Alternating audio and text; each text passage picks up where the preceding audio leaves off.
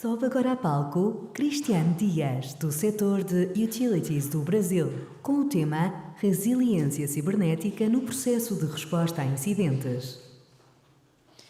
Boa tarde a todos. Primeiramente, agradecer a oportunidade do time e o convite do time do IT Security e a oportunidade de estar em Portugal representando o Brasil.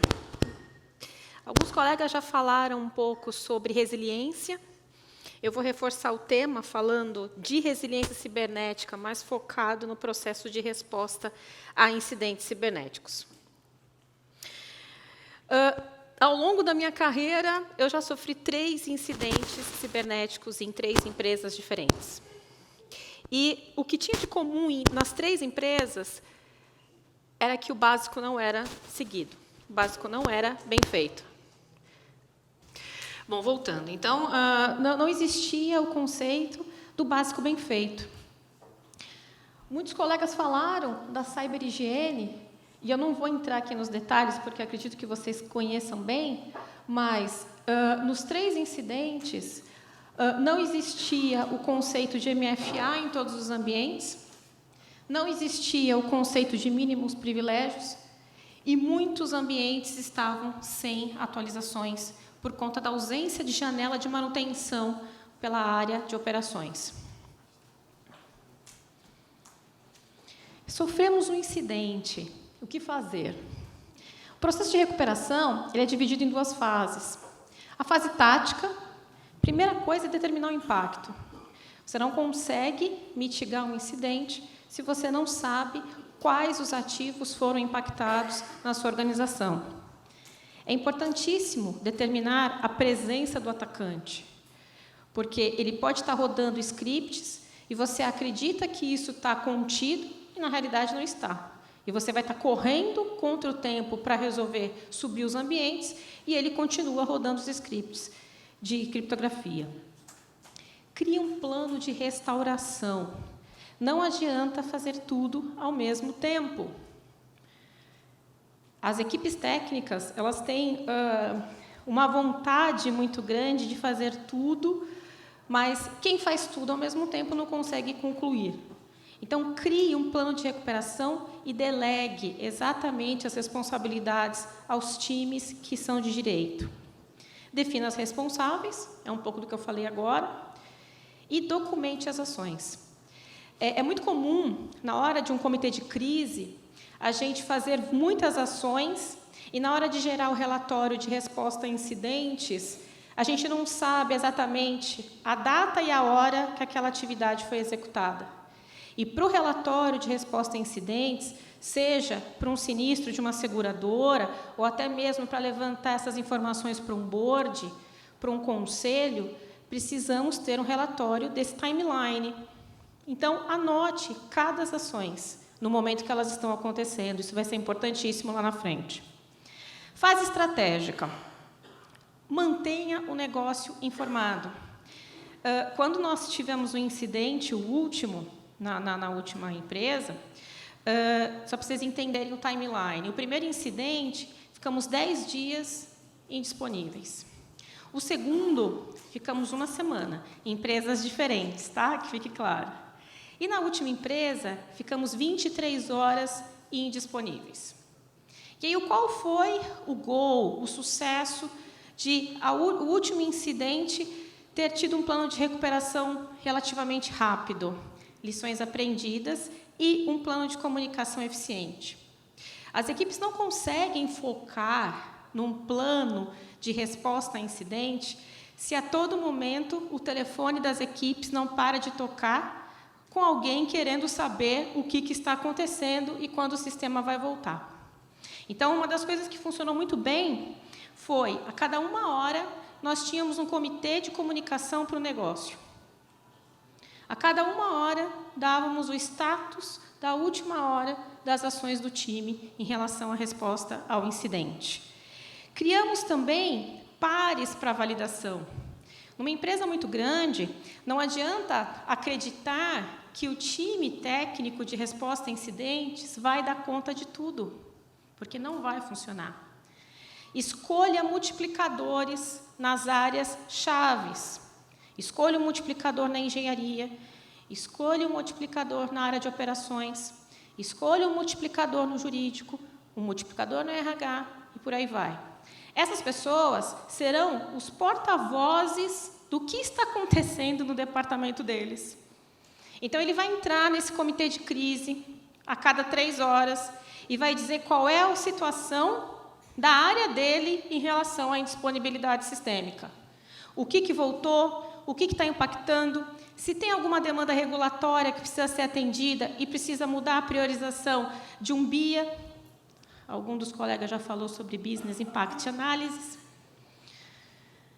Formalize o incidente. Sabemos que estamos lidando com criminosos. Formalize uma ocorrência nos órgãos locais. Lá no Brasil, nós formalizamos um boletim de ocorrência na Delegacia Especializada de Crimes Cibernéticos.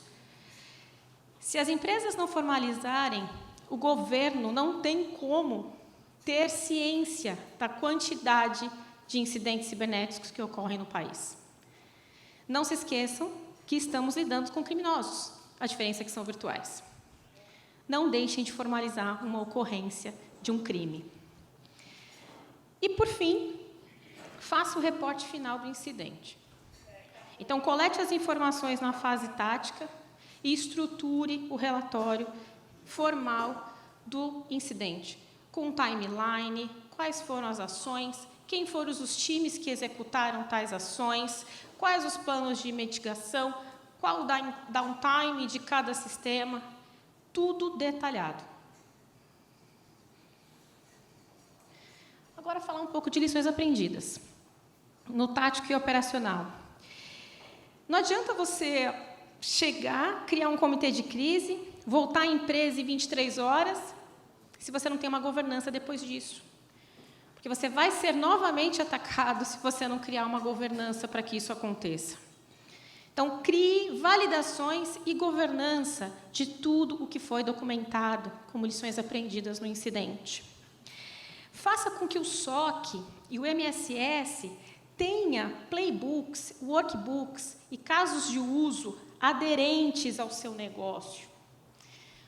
Nas 3 empresas, 2 delas tinham SOC de empresas grandes. Nenhum dos 2 SOCs identificou a presença do atacante, que já estava pelo menos há 15 dias. Rodando scripts, fazendo port scan, tentando fazer escalação de privilégios. Ou seja, nós tínhamos a falsa sensação de que estávamos seguros, mas não estávamos. Então, é importante trazer esse refinamento das regras do SOC aderentes ao seu negócio.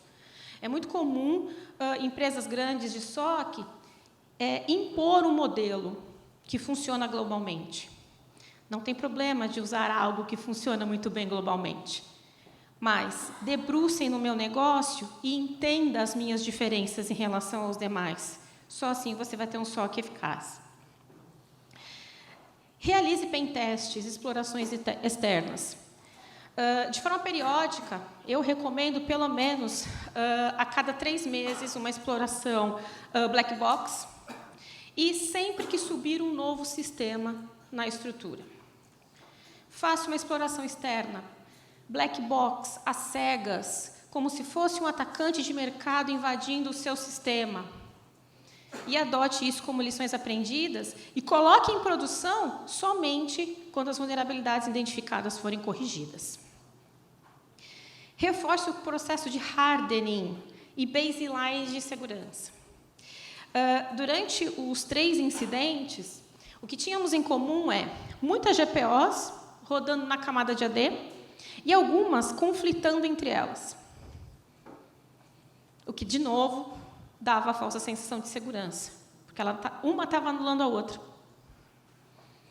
O quanto é importante validar esses baselines de tempos em tempos. Valide a sua estrutura de DevSecOps. Não é porque você tem estruturas on-premises que você não vai olhar para a sua estrutura de Dev. Valide a sua camada de DevSecOps, se ela atende às boas práticas, se ela está aderente, se os seus ambientes em nuvem estão adequados, conforme boas práticas. Reforce o processo de tabletop. Um dos colegas também já falou sobre isso. O tabletop ele tem que acontecer em todos os níveis. Quando você fala de uma indústria, você tem ali os operadores do chão de fábrica. Então, o tabletop, para esse público, ele tem que ter uma outra linguagem. Quando você fala de tabletop para um board, para um C-level, você tem que ter uma outra abordagem. E não é falando de problemas, ataques de DDoS, quantidades de invasões que a gente mitigou ou foi suscetível, mas é dizendo o quão o negócio está exposto e fazendo exercícios para que eles mergulhem naquilo. E, pasmem, em todos os tabletops que nós fazemos, com o board, com o C-level, eles divergem entre eles. E isso é que faz ter esse nível de maturidade, para que a gente escreva um procedimento adequado, para que eles entrem num consenso naquele momento, e não no momento do incidente. Adote o conceito de DRP, né? Não vou entrar nesse mérito, até porque meu tempo está acabando. Adote o conceito de threat hunting. Saiba o que os criminosos na Deep, na Dark Web estão falando da sua marca, da sua empresa. Para ambientes legados, crie o conceito de segregação. Isso foi fundamental para que os sistemas core business não fossem atacados e a gente conseguisse voltar em 23 horas, por conta da segregação de OT com IT. E reforce os controles com os times internos. A grande maioria das vulnerabilidades, das brechas, vem de times com privilégios elevados e que não tratam esses privilégios, essas credenciais da forma adequada. Em um dos incidentes, foi comprometido uma credencial de um domain admin e, como tinha alguns servidores que não estavam com a MFA, essa credencial foi usada para o script de propagação. Processos de lições aprendidas agora na camada estratégica. Atualize o mapa de risco da organização. Reforce o plano de adequação curto, médio e longo prazo. Não vamos conseguir adequar tudo em semanas, mas crie uma timeline com investimentos para isso. Reforce o conceito de que segurança é responsabilidade de toda a organização e não apenas da TI. Crie metas departamentais de segurança alinhado à participação de lucros. Quando mexe no bolso, normalmente as pessoas têm um conceito mais seguro, um mindset mais preocupado com atitudes seguras. Apresente indicadores consistentes mensalmente. Formalize os riscos no mapa de risco, com nome e sobrenome, quem é o responsável por assumi-los. Foque em programas de conscientização em todos os níveis. E esteja alinhado com a estratégia de negócio. Não existe empresa 100% segura. E aqui eu deixo uma provocação para vocês. Estamos vivendo um novo jogo? A segurança de 5, 10 anos atrás, ela foi totalmente transformada e reformulada. Hoje nós temos transformação digital, nós temos os conceitos globais, nós temos inteligência artificial que veio com tudo, apesar de inteligência artificial já ser um tema antigo, com o ChatGPT, caiu na graça das pessoas e voltou com força total. Gestão de riscos integrado ao negócio, tecnologias disruptivas e pessoas serão um diferencial. Com tudo isso, eu deixo para vocês pensarem. Eu finalizo aqui, meu tempo já estourou. Eu finalizo aqui com uma mensagem que, lá no Brasil, nós falamos muito. O crime cibernético, ele é extremamente organizado.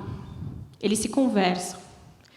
Que nós, CISOs e líderes de segurança, também tenhamos esse mindset de união, de compartilhamento de informações, claro, respeitando a confidencialidade de cada empresa, mas que sejamos mais participativos e parceiros.